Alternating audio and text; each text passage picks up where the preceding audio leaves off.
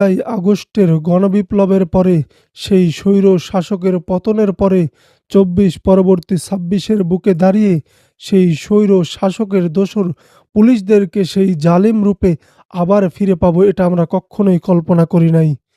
তখন তো পুলিশের পোশাক পরিবর্তন করেছিলেন, এবার কিসের পরিবর্তন করবেন?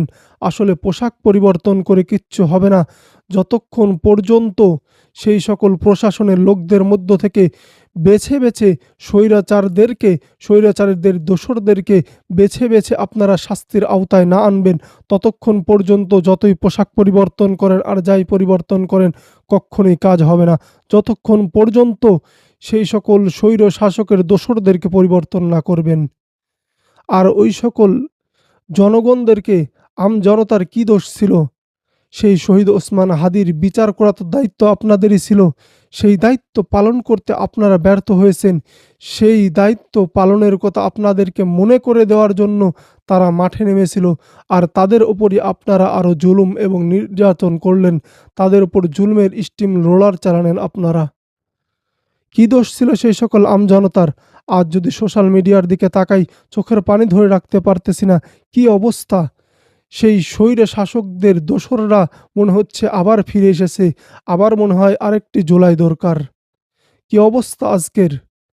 অথচ সেই দায়িত্বটা তো আপনাদেরই ছিল। আর আরেকটা কথা আমি মনে করিয়ে দিতে চাই যে, সেই দোষ শুধু পুলিশদেরকে দিলে হবে না, সেই সকল দোষ শুধু প্রশাসনের লোকদেরকে দিলে হবে না, বরং প্রশাসনের লোকরা ২৪ পরবর্তীতে এসে সেই সাহস পায় নাই যে তারা নিজের ক্ষমতা বলে এগুলো করছে, বরং উপর মহল থেকে তাদের নিশ্চয়ই আদেশ রয়েছে। সো কে আদেশ দিয়েছে? কে এই সকল আদেশ দেয়?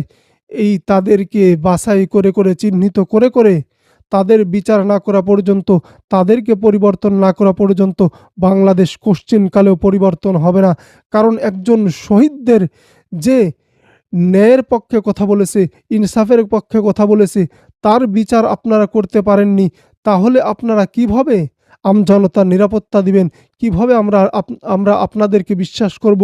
আপনাদের ওপর কিভাবে আমরা দেশকে ছেড়ে দিব?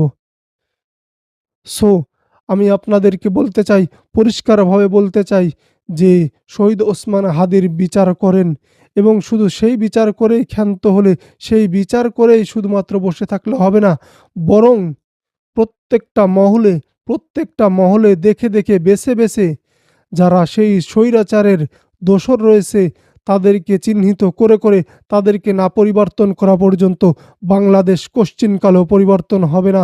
বাংলাদেশ কোশ্চিনকালেও পরিবর্তন হবে না।